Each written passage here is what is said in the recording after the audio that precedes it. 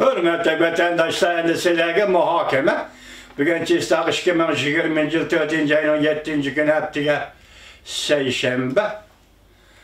Muhokama mundaq vatandaş. 2020 yil 4-oyning 7-kuni Rossiya 1.500.000 Jungolikni g'aljirlarcha qo'g'lab chiqadi. Hanzola abdu bu mavzuni shundoq dedi. Yani şiddet bilen qo'g'lab chiqardi deymiz biz Uyg'ur tilida. Hanzola shundoq ishlatibdi Xitoy obzorchilar. Masalan, Rossiya 1.500.000 Jungolikni şiddet bilen qo'g'lab chiqardi. Bütün dünyada Xitoylarni, yani Jungolikni chetga qaqishdan pardasi ko'tarildi.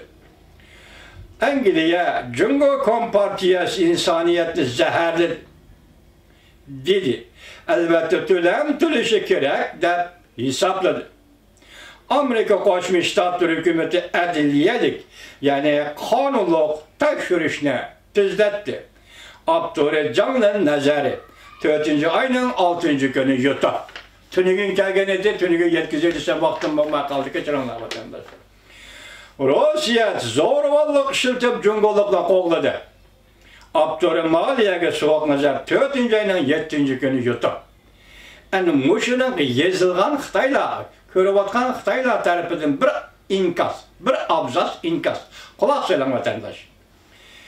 İnkas, Jungo Kompartiyasi rahbarligida boshqa millatlarni nazarga ilibmi qo'ymaydigan, dunyoga faqat Hanzola hukmronlik qilishi kerak. Bizning tilimizda Xitoylar hukmronlik qilishi kerak deb hisoblaydigan kişiler yetişip çıktı. Kompartiya rahbarligida. Bu kişiler nəhayət tezlik bilan davlat ichidagi oz sonliq millatlarni yo'qotdi.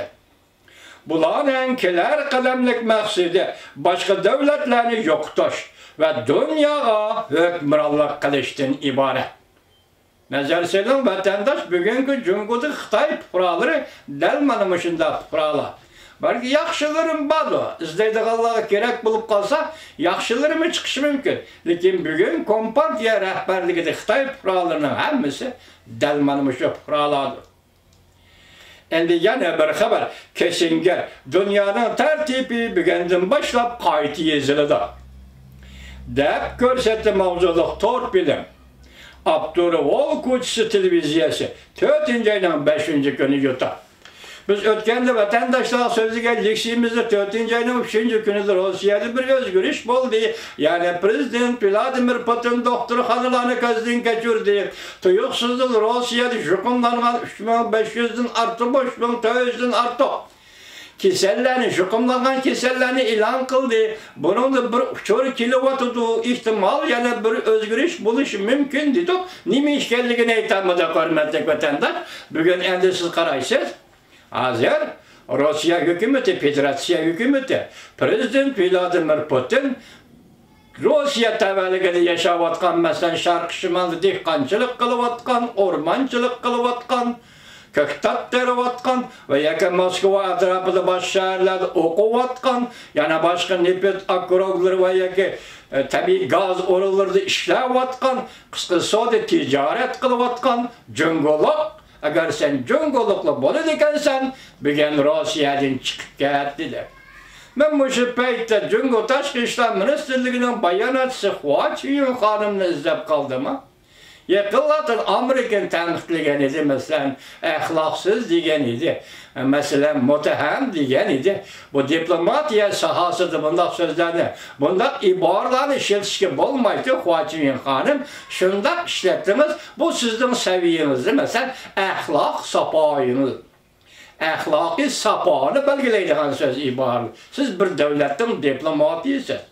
Amerikadagi bir davlatga taraqqiy qilgan bir demokratik davlatning diplomatlariga bunday qo'pollik bilan hujum qilish sizning salohiyatingizga yarashmaydi, Hua Chunying xonim. Qanday Gongshuang apandi, qanday Qingang apandi sizlarning bayonotinglarni saqlab bir kecha bugun 24 soat o'tkazdim. Rossiya tabasida 1.500.000 Xitoy fuqarosi qo'g'lab chiqaribdi. Sizlarning bayonotinglar qani? Acaba Amerika'ya gap qila oladi ekansizlar ya? Amerika yuvosh deb qaradinglar shundami? Amerika əxlaqı var, dövlət şuna bizə qarşı bir nima demaydi deb o'yladinglar, shundami? Bugun 1.500.000 odam Rossiyada qo'g'lab chiqaribdi. Prezident Vladimir Putin to'g'ri qildi degan gap. Nima uchun to'g'ri qildi deymiz? Chunki kasal virus Apti bu Cumhur'dan Wuhan'dan çıktı o. Bu adetki yukarılık kesel emez. Yukarıda başlı sözü de Hindistan ne dedi? Bir o kimyelik kurallar dedi. Bir gitti. Sen töleysen benim hakkımı verirsen dedi. Halkara Kanunşünaslar Komiteti ve Hindistan'ın advokatlar cemiyeti. Hindistan oğal balçılık kılıvatıdır bir yerde kandakta virüs, piros, kiros demek bir o kimyelik kural. Wuhan tecrübehanasida işlengen. Hazır bütün insaniyetke balayı afet, ziyan, zahmet elip geldi. Bu noktada Hindistan halkını, Hindistan hükümetini medeyleş gerek. Çünkü meselenin nek üzünü öktürü koy. Biyokimiyelik kural. Endilikte bunun erişme Rusya Federasyonu 1.500.000 kişilik zapas kalanına bunçolar adamın bir devlet kiçikince bir devletin sınıp giriş degan gap qalış gap bu vatandaşlar. Men hem de düşünmeymen o taraf bu tarafın devletler oturuşki münasibetten bugün Rusya Federasyonu Prezident Vladimir Putin endilikte Rusya'da şunda işkilavatkan mesela 1.500.000 kişilik Xitay qo'shinini, zapas qo'shinini cuma qo'g'lab chiqardi. Shundaqla to'r betga xabar yozgan. Canlı nazari nima dedi? Hozir xalqaro jamiyatda Jungoga qarshi, Jungolukka qarshi, Xitoyga qarshi parda ko'tarildi. Dolqon ko'tarildi. Endi shunaqa agishli Hindiston beshida nima dedi? To'laysiz. Bir neçe dolar, bir neçe milyar keçirilgan trilyon dolar to'laysiz dedi. Xalqaro mana qonun oldingizda turibdi. Siz xiloflik qilaversiniz bo'lmaydi. Siz biyokimiyelik kuralları cheklash qonuni xiloflik qildingiz. Bu ben. Siz bunu yasab chiqdingiz. Virusi yasab chiqdingiz. O'z xalqingizga ishlatdingiz. Uyg'urlarga ishlatdingiz. Uyg'urlarning zimmasi tajribasini naq qildingiz. Behuda Uyg'ur. Oğul kızları sizden tecrübeniz bilen öldü. Bu sallık malumatlarımı çıkıdı ögen.